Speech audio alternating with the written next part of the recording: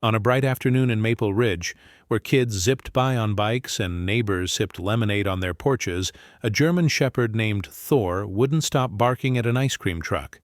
Not just barking, he was growling, scratching, snapping. To anyone watching, it looked like a dog out of control.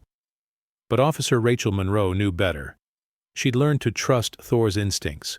When he acted like this, someone was in trouble. What she didn't realize was that 2 people were trapped inside that truck, and the clock was ticking. It was meant to be a peaceful Sunday shift. Officer Monroe leaned against her patrol car, sipping coffee that had gone cold in her travel mug.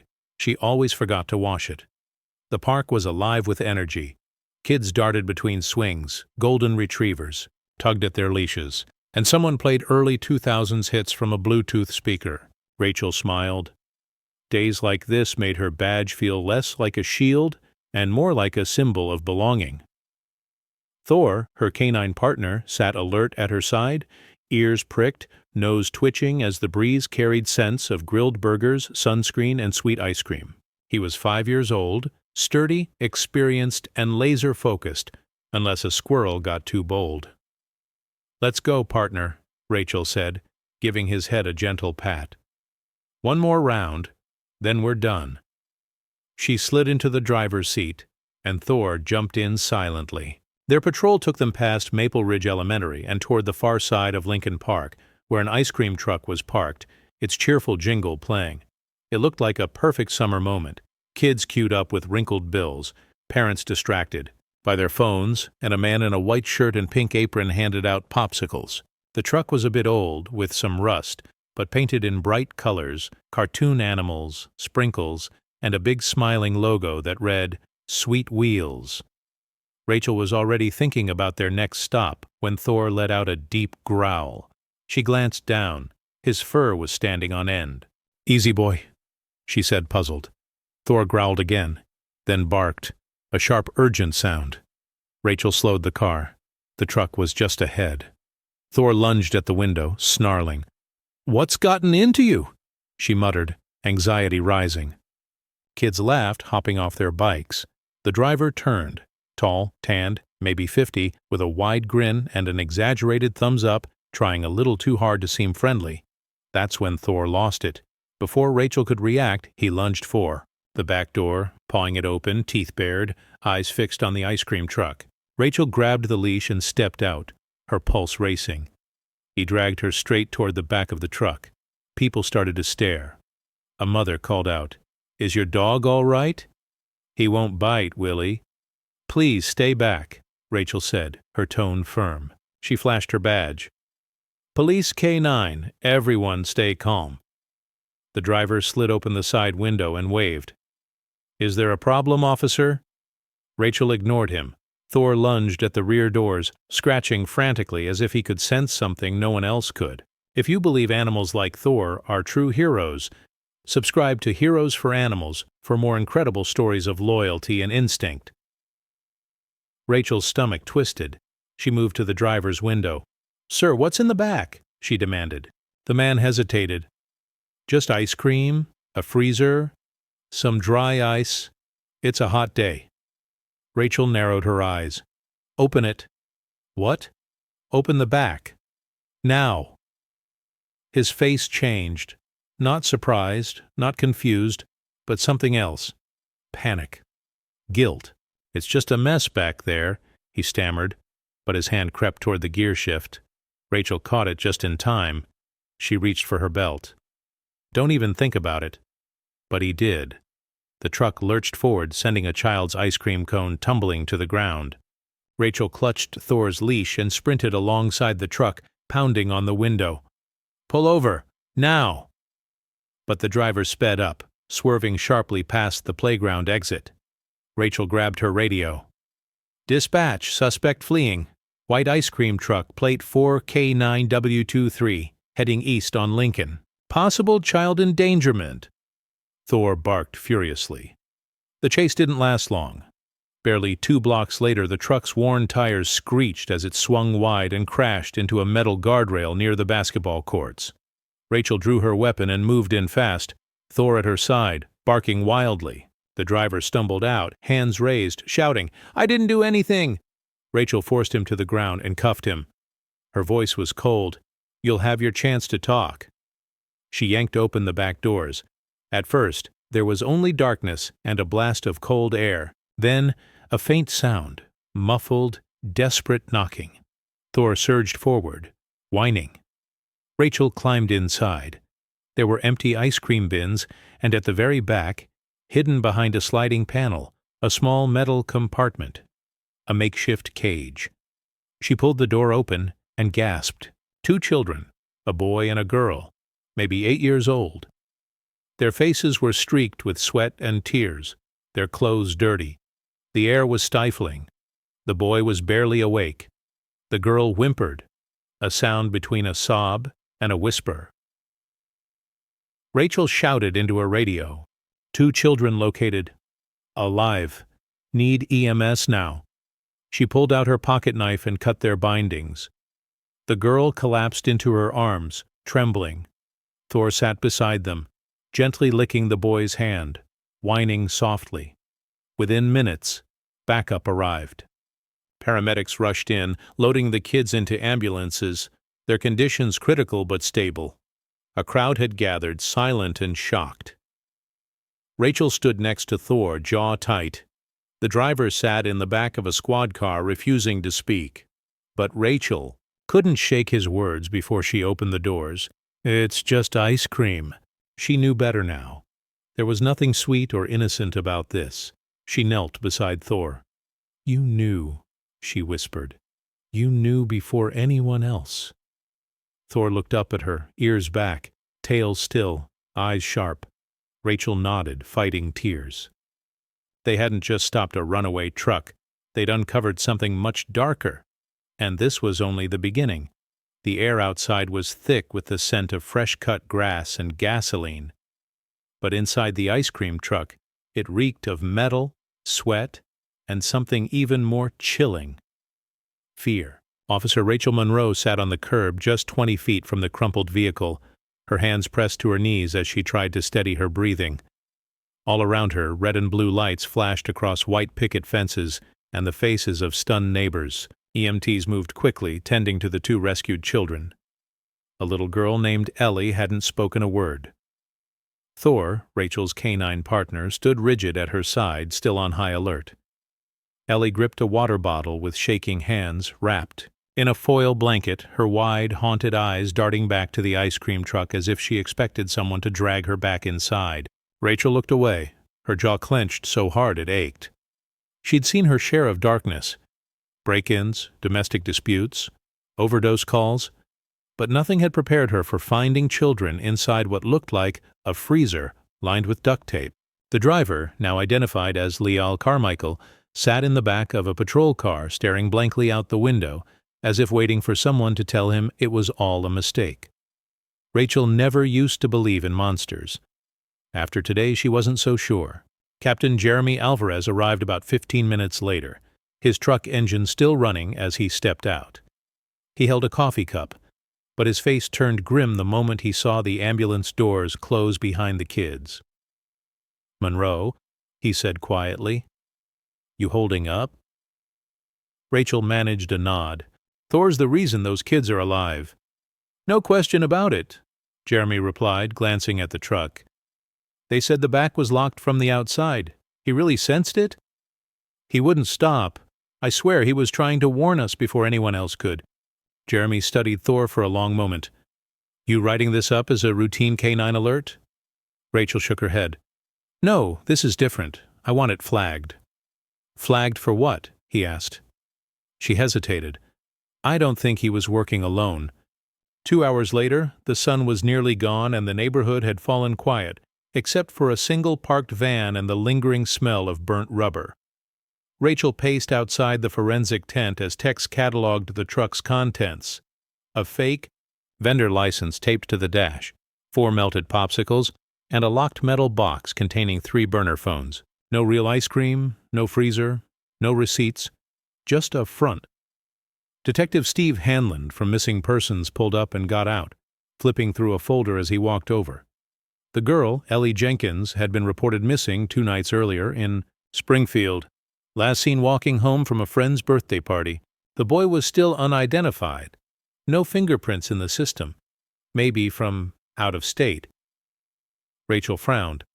Did she say anything helpful? Only that she remembers a woman, someone called Miss Ellie. Ring any bells? Hanlon asked. Rachel blinked. That's her own name. Exactly, Hanlon replied. We think it's a code. Something to confuse them or something they were told to repeat. Rachel glanced at Thor, who was sniffing around the trash cans, tail low, body tense. She keeps looking over her shoulder, Rachel murmured. She's not scared of Lyle. She's afraid of whoever hasn't shown up yet. That night, they questioned Lyle in a stark interview room, the overhead lights flickering. Rachel watched from behind the glass, arms folded. He didn't look like a villain, more like a neighbor who'd help you with your groceries or mow your lawn. Maybe that made it worse. Detective Hanlon leaned in. We've got 2 kids in the hospital, one barely conscious. They were found in your truck, Lyle. Want to explain? Lyle's voice was flat. I didn't hurt them. But you transported them. I didn't take them. Hanlon tapped the table. Then who did? Lyle looked up, eyes distant. I'm not supposed to talk about it. This isn't a secret club, Lyle. 2 kids were locked in a metal box. You talk or you go away for good. Lyle hesitated. I don't know who they are. They were already in the truck when I got it. Got it from who? Doesn't matter, Lyle whispered. I'm not the only one. Hanlon leaned closer. What do you mean? Lyle closed his eyes. They're everywhere. Later in the debriefing room, Rachel stared at the wall while Jeremy and Hanlon reviewed the transcript. Her stomach twisted. Do you believe him? She asked. Jeremy nodded. He's scared, really scared. That means someone higher up is calling the shots. And the phones? Rachel asked. Hanlon held up a plastic evidence bag. 3 burners, 2 wiped. The 3rd has some photos. He slid his phone to Rachel. On the screen, a gallery of about 30 pictures, each a different child. Some looked like school portraits, others like candid playground shots. In the background of one, Rachel spotted something that made her blood run cold. Lincoln Park, the same place she and Thor had patrolled just hours before. The photo was taken behind the jungle gym. The timestamp was 3 days ago. They were watching the park, Rachel whispered. Yeah, Helen said quietly. We don't think this was a one-off. Back at the station, Rachel sat in her cruiser for a long time before heading home. Thor curled up in the back seat, breathing slow but ears still twitching. She watched as people walked their dogs, teens tossed footballs. Porch lights flickered on. Everything looked the same, but nothing was. She checked her phone. A message from the hospital. The boy's name was Marcus. He'd been missing from Albany for 6 days. He didn't know where he was or who had taken him. He just kept repeating, I want the lady with the dog. Rachel gave a bitter smile. He meant her. The next morning, Rachel returned to the park. The truck was gone, but Thor led her around the playground, nose to the ground. He stopped near the swings, tail rigid. Rachel knelt down. Half buried in the dirt was a plastic spoon, and beneath it a phone, another burner. Gloved, she bagged it for evidence. Back at the station, Tex cracked it open. Inside were GPS logs, one address repeated 5 times, Prescott Elementary. Rachel stared at the screen. That's today's date. Yeah, Hanlon said, and the timestamp is in 20 minutes. Thor was already in the cruiser when Rachel jumped in. As she pulled out, her hands gripped the wheel tight. 1 truck could be a fluke. 2 meant a network, and they were still out there. The cruiser sped down Lincoln Avenue, tires screeching as Rachel Monroe took a sharp turn. Thor stood tense in the back, nose pressed to the partition, ready. Prescott Elementary was less than 10 minutes away, 7 with lights and sirens. Rachel ran the reds, eyes locked on the GPS. The burner phone they'd found at the park had Prescott Elementary on a repeating schedule, set for 3:15 p.m. The clock on Rachel's dash read 3:10. Her pulse quickened. She grabbed her radio. Unit 43 en route to Prescott Elementary. Possible abduction attempt. Requesting immediate backup. Silent approach. Thor gave a low growl, as if he understood the urgency. As she neared the school, Rachel killed the sirens and coasted quietly into the rear staff lot. The playground was in full view. Kids running, teachers chatting, laughter, and the squeal of sneakers filling the summer air. Everything looked normal, but Rachel knew better. Danger didn't always announce itself. It hid in plain sight, behind friendly faces. Then she spotted it, parked just beyond the fence line, half hidden by trees. Another ice cream truck. Same bright paint, same cheerful jingle playing softly, same Sweet Wheels logo. But this time, a woman was behind the wheel. Rachel's stomach dropped. She threw the cruiser in park, grabbed Thor's leash, and moved fast. "Thor, heel," she whispered. Badge out, slipping through a gap in the fence. The woman in the truck hadn't noticed her yet. Kids were starting to gather, drawn by the familiar music. 5 or 6 children were already stepping toward the window. Rachel's voice cut through the noise, sharp and commanding. "Kids, step away from the truck!" The woman behind the counter jerked in surprise. Rachel caught a flash of her eyes, wide, unblinking, and something in her hand, a black remote with a red button. Rachel's instincts screamed, "Drop what's in your hand and step away from the truck." The woman bolted. Thor shot forward before Rachel could even give the command. She barely had time to release the leash before the German Shepherd leapt over the mulch and brought the woman down with practiced precision. The remote skidded across the pavement. Rachel snatched it up, heart hammering. Teachers were rushing over, herding the kids back toward the building. Rachel reached the truck and yanked open the side door. It wasn't locked. Inside there were no freezers, no ice cream, just a small storage shelf, a camera mounted near the ceiling, and a hidden compartment in the floor. She pried it open. It was empty, but filled with zip ties, duct tape, child-sized masks, and vials of tranquilizer with the labels scratched off. Rachel staggered back. This wasn't a copycat. This was organized. At the station, the woman, identified as Grace Delaney, 42, with no criminal record, sat in the interview room, silent and expressionless. Rachel watched through the one-way glass, arms folded, jaw tight. "She hasn't said a word?" she asked Hanlon. "Not yet, but we checked her phone." He paused. "Guess what we found?" Rachel arched an eyebrow. "Photos. Just like the other truck. Children in parks, at schools, in their own front yards. Some of the photos matched ones from Lyle's phone, but taken from different angles, on different days." "It's like a relay," Rachel said quietly. "Exactly. They're passing off targets," Hanlon replied. Rachel's stomach twisted. "How many kids total?" 46. We're working to identify them all, but so far, 7 match-active Amber Alerts across 3 states. She glanced down at Thor, who sat at her feet, panting softly, tail still, eyes fixed on Grace through the glass. He knew again. Rachel whispered.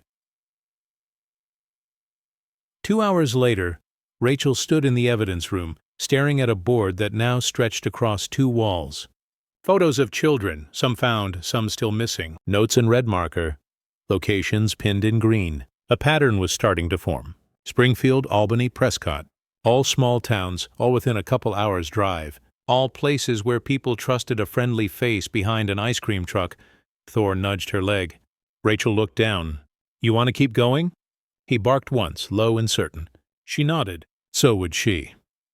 That evening, Rachel visited the hospital. Ellie and Marcus were both awake. Ellie nibbled crackers under a blanket, Marcus curled up in a hoodie that swallowed him, eyes darting to the window. When Rachel walked in, Ellie whispered to the nurse, "That's the lady with the dog."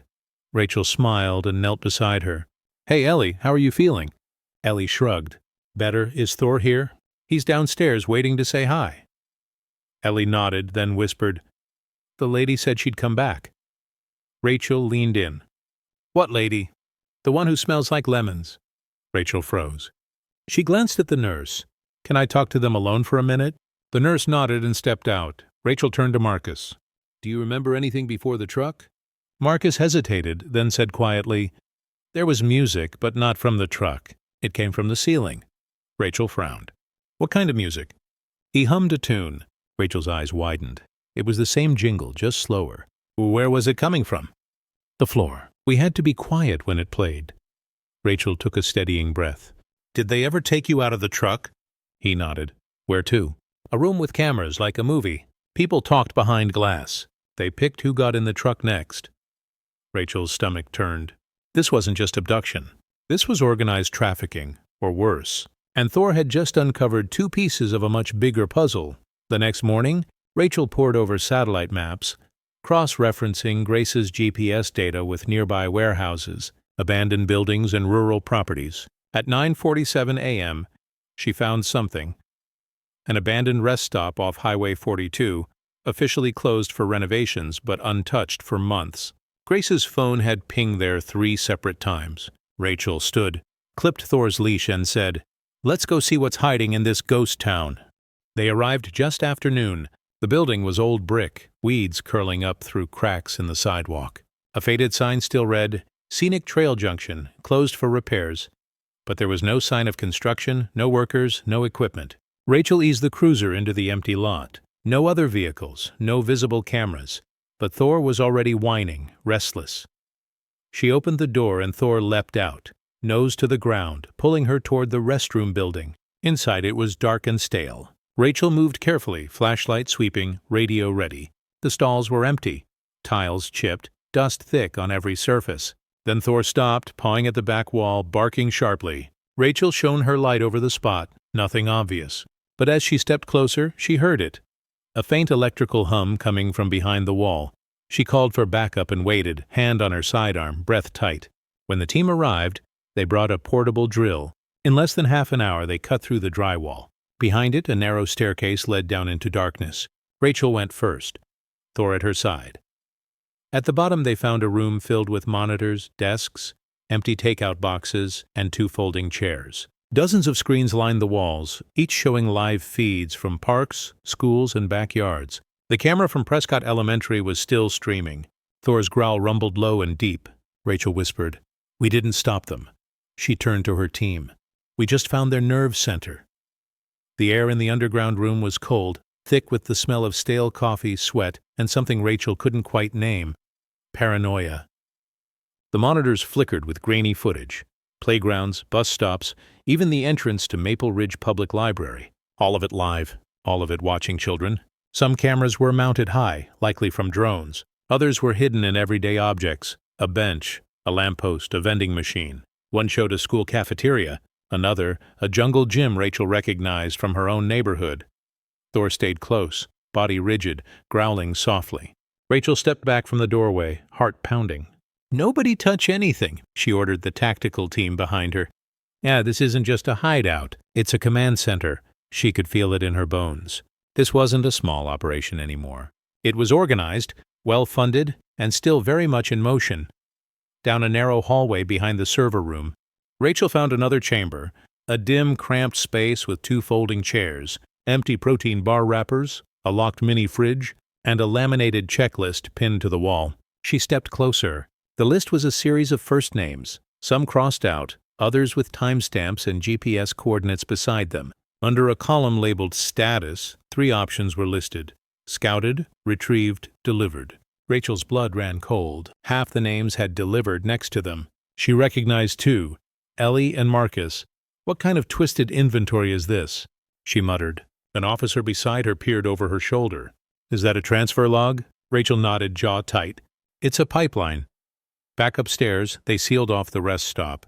Rachel called in digital forensics and handed over both burner phones from the earlier trucks. All 3 scenes, Lyle's truck, Grace's truck, and the control room, were now linked under a federal task force. FBI agents were already arriving, but Rachel couldn't stand down. Not after what she'd seen. Thor paced at her side, restless, still on edge from the search. She scratched his ears. "You're not done yet, are you?" His tail flicked in response. Rachel's phone buzzed. It was Hanlon. "We traced one of the GPS hits from Grace's route," he said. It's an old photography studio in Eastwood. Closed 2 years ago, but her phone pinged there several times, always on Thursdays. Rachel glanced at her watch. It was Thursday.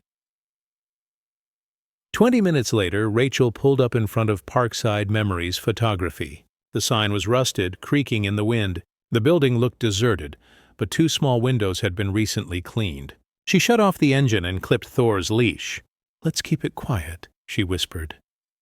They circled to the back lot and spotted a single van, no plates, no markings. The side panel had a half-peeled magnetic sign, Kaleidoscope Party Rentals. Rachel crept to the rear door and peeked through a broken blind. She froze. Inside was a staged photo set. Balloons, fake grass, a little white bench. A girl, maybe 6, sat clutching a teddy bear, her face blank. A woman in scrubs adjusted the bow on her head. A man behind a camera gave a thumbs up. They were photographing her like she was a product. Rachel burst through the back door, weapon drawn. Hands up! Step away from the child. The woman screamed. The man bolted. Thor shot after him. Rachel scooped the girl into her arms, whispering, "You're safe now. I've got you." The woman dropped to her knees, sobbing. "Please, I just did the hair. I didn't know." Rachel cuffed her, heart pounding. Outside, Thor had already brought the man down. The suspect screamed as Thor pinned him, teeth an inch from his throat. Rachel ran out and cuffed him too. "Talk now," she demanded. "I'm just the camera guy," he spat. "Then tell me where the rest are." He looked at her with dead eyes. On Thursdays they rotate inventory. Today's the last shoot. Tonight, they're gone. Back at the station, Rachel pieced together the story. Photo shoots were used to present the children to buyers, either online or via dark networks. They staged them like catalogs. Outfits, backdrops, forced smiles. The girl rescued from the shoot was named Jada. She'd been missing for 4 days. Her parents hadn't stopped posting her picture on every telephone pole in Albany. Rachel called the number herself. The mother's scream over the phone shattered something in her. "I have her," Rachel said gently. "She's okay. We're getting her home." She hung up and stared at the whiteboard in the conference room. Too many faces, too many still missing, and they were running out of time. Hanlon entered the room holding a tablet. "We decrypted one of the phones." "What's on it?" Rachel asked. "Client list, payment logs, IP addresses. Most are scrubbed, but a few are sloppy. Looks like someone logged in from a diner in Red Hook." Rachel narrowed her eyes. "Red Hook's only 30 minutes from here." Hanlon nodded. "You want to take the lead?" She stood. "I want to finish what we started." The diner sat on a lonely stretch of highway flanked by farmland and silence. Inside it smelled like burnt coffee and fryer grease. The waitress smiled as Rachel flashed her badge. "We're looking for someone who used this IP to access restricted content. Can we speak with your manager?" A man stepped out from behind the kitchen door. Tall, clean-shaven, wearing an apron.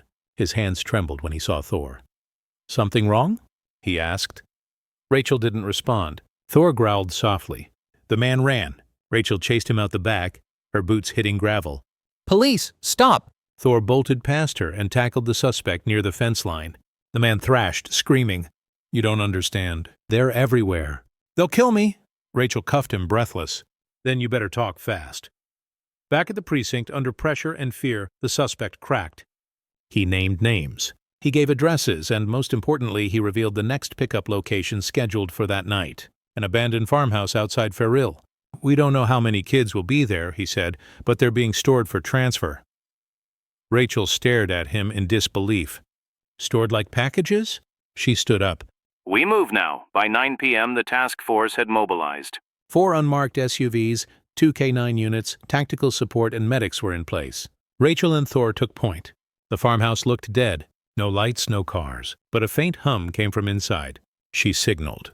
The team advanced. Rachel kicked in the back door. Inside, dark, cold, then a scream. She ran down a hallway. One door was locked. She kicked it open. Inside were 5 children. Dirty, shivering duct tape still on their wrists. Thor rushed in and began licking one of them gently. A girl whispered, "The dog came back." Rachel sank to her knees. "You're safe now," she said. "You're going home." The farmhouse smelled like mildew, rust, and fear. Officer Rachel Monroe stood just inside the threshold of the room where 5 children sat huddled under thin blankets, their faces pale and hollow, their arms wrapped tightly around each other. One girl, no older than 7, held a crumpled sock puppet to her chest. Another boy whimpered whenever footsteps echoed down the hall. It wasn't just the cold air that chilled Rachel. It was the silence. The kind of silence that meant these kids had learned to hide their voices to survive. Thor lay in the corner, watching over them like a sentinel. He hadn't barked since they entered. He didn't need to. His presence said it all. "You're safe now. I'm not leaving." The farmhouse had been turned into a temporary holding site. 2 rooms had chains bolted to the walls. A 3rd room had toy bins filled with exactly 3 kinds of stuffed animals, identical across the board, as if bought in bulk. Each room had cameras tucked in corners, broadcasting live to an encrypted network that the FBI had only just started to crack. Outside, tactical units loaded hard drives and labeled bags of evidence. The kids were being checked out by paramedics, swaddled in warm clothes, handed juice boxes and fleece blankets. One officer crouched to tie a boy's shoes only to realize he didn't have any. Rachel stepped out for air. She leaned against the porch railing, her fingers trembling. Hanlon approached from behind. "You did good tonight." She shook her head. "We're just mopping up. Still, I have kids tonight. That's 5 more than yesterday." Rachel looked toward the tree line where floodlights beamed into the night like searchlights from another war. "How deep do you think this goes?" Hanlon hesitated. Too deep." Back at the precinct, a conference room had been converted into a war room. Maps, photos, and whiteboards filled every wall. FBI agents worked at folding tables, clicking through drives recovered from the farmhouse, while tech specialists connected overlapping GPS routes from the trucks. Rachel stood in front of the biggest board. The faces of every child rescued so far smiled back at her. School pictures, birthday snapshots, missing person posters, 32 names confirmed, but another 18 were still unknown. Next to that was a second board.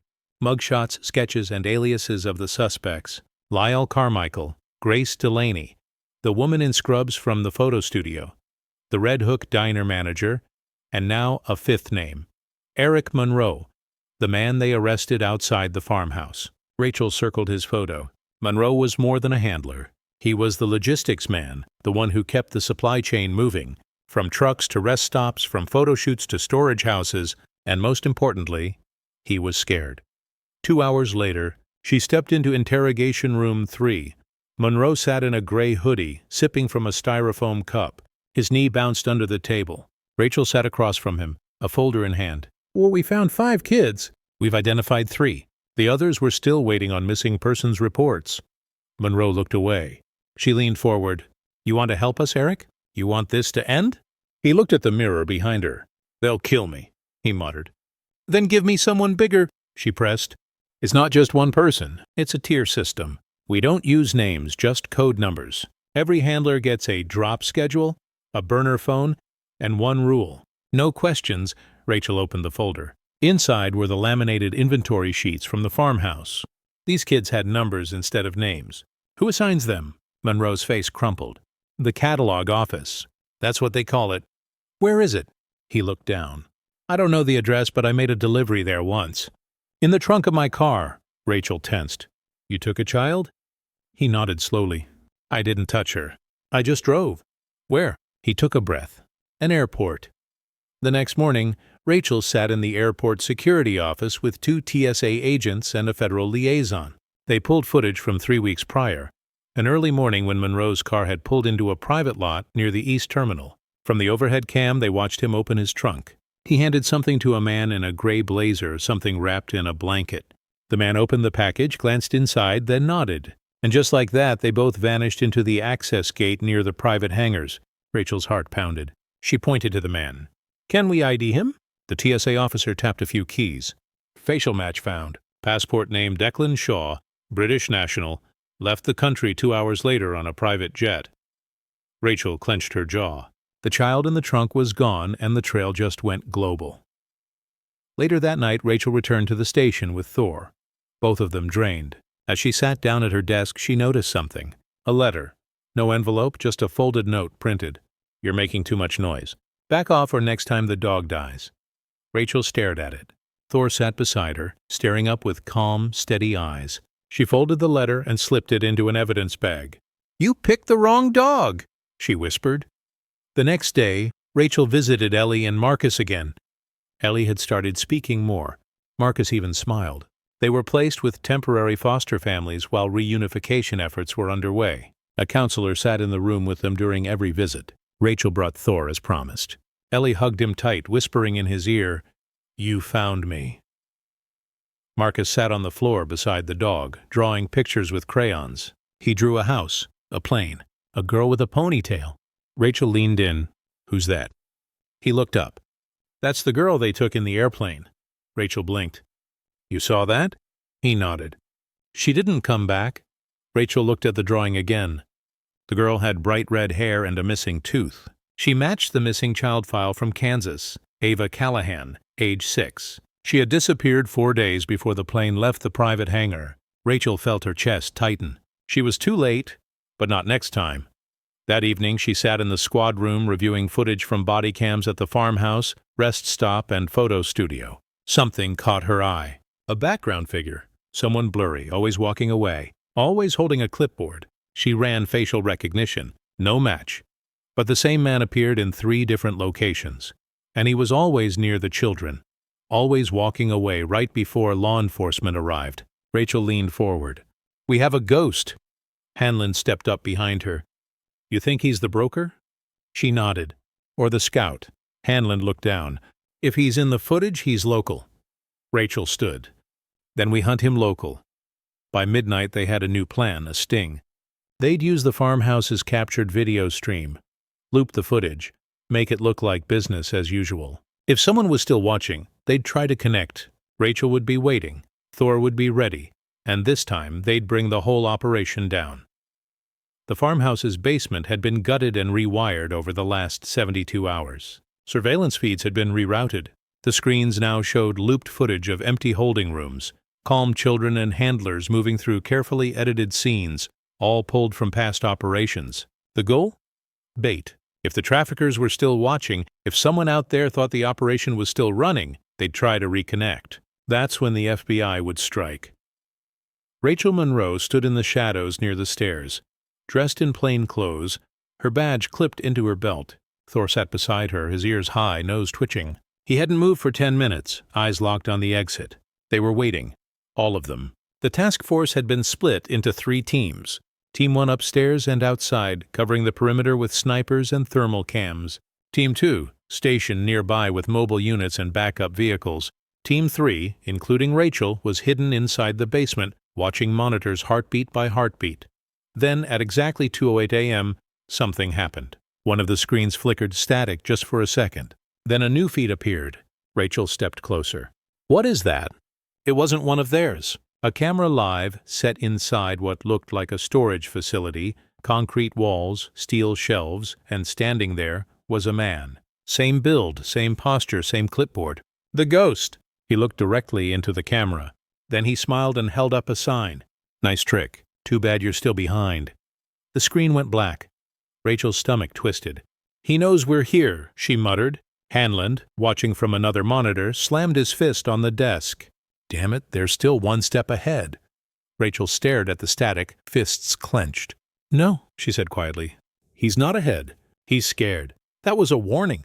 And people who warn, they're about to make mistakes." She turned to the map behind her. The storage unit looked familiar. Then it clicked. "I know where that is," she said. "That's the Riverbend Industrial Park. Unit B-14. They may move fast." Rachel led the charge with Thor. They arrived at the complex just after 3 a.m., flashlights sweeping across old warehouses and shipping docks. Unit B-14 sat in the corner, lights off, locked from the outside with a thick padlock. No signage, no trucks? Thor approached first, and he froze. His nose flared, his tail dropped. Then he barked once, sharp, deep. Rachel unlocked the door. The stench hit her first. Sweat, mold, and bleach. Inside were 6 cages. 2 were empty. 4 had children. The team sprang into action. Paramedics rushed in. Water, oxygen, clean clothes. One of the children looked up at Rachel, blinking through tears. "Are you the lady with the dog?" Rachel knelt. "Yeah, sweetheart. You're okay now?" Thor lay beside them, his body calm but alert. She looked up. "Where's the man who brought you here?" The boy whispered. "He had a plane ticket." Rachel turned to Hanlon. "They're planning another flight." Later that morning they returned to the airport. The same private terminal, another scheduled departure. This one headed to Sao Paulo, Brazil. Customs had no passengers listed, but Rachel had learned nothing about this ring was ever listed. The team waited by the hangar as the plane was prepped. Then movement. A man stepped into view, rolling a carry-on bag and looking at his phone. Rachel stared. It was the ghost. He didn't even flinch when he saw the agents. Instead, he smirked. Rachel approached, badge raised. "You're under arrest for child trafficking and conspiracy." He laughed. "You think this ends with me?" Rachel didn't blink. "No, I think it starts with you." Thor lunged forward, barking once. The man flinched. For the first time, he looked afraid. Back at the precinct, after hours of interrogation, the man cracked. His real name was Daniel Gentry, former logistics analyst for an international shipping firm. He'd been the architect behind the entire operation. Transport schedule, supply chain, and handler recruitment. Everything led to him. He gave up locations, names, digital ledgers, Bitcoin wallets, and the final warehouse in Atlanta, their central distribution hub. The task force raided it within hours. They found 8 more children, all returned to their families. 2 weeks later, the headlines were everywhere. K9 and officer crack national trafficking ring. Dog's instinct leads to rescue of 47 children. From bark to breakthrough. The hero dog behind it all. Rachel stood at a podium during the press conference. Thor by her side, wearing his tactical vest and a small metal pin on his collar. She didn't read from a script. She looked at the crowd and simply said, "I didn't solve this case." He did. Applause thundered across the room. Thor didn't react, but he looked up at her, and Rachel knew he understood. After the press conference, Rachel visited Ellie and Marcus one last time. They were staying with their families again. New security systems, therapy plans, warm homes filled with actual safety. Marcus ran to the door and hugged Thor before she could knock. "Did he find the rest of them?" he asked. Rachel nodded. "All of them?" Ellie grinned. "Can we see him again?" Rachel smiled. "He's not going anywhere." The case didn't just end in arrests. It led to a full investigation across 4 states. Dozens of handlers were indicted. 3 foreign entities were identified and placed under international surveillance. Airports rewrote their screening protocols. Missing children databases were cross-referenced with private network content, all because a dog barked at an ice cream truck. A month later, Rachel took Thor to a quiet park at the edge of town. No police radios, no sirens, just trees, a lake, and the sound of birds. She tossed a tennis ball across the grass. Thor raced after it, tongue flapping, tail high. He deserved this. They both did. As he returned, she knelt and hugged him. "You didn't just save lives," she whispered. "You saved hope." Thank you for following this emotional and powerful story. At Heroes for Animals, we believe stories like Thor's remind us of the incredible bond between humans and our canine companions and the hidden strength they bring into our lives. Now, we'd love to hear from you. Have you ever witnessed an animal doing something heroic or unexpected? Something that changed your view of them forever? Drop your thoughts in the comments. And if this story moved you, don't forget to subscribe and turn on notifications so you never miss another real-life hero story. Until next time, stay safe and hug your heroes, especially the 4-legged ones.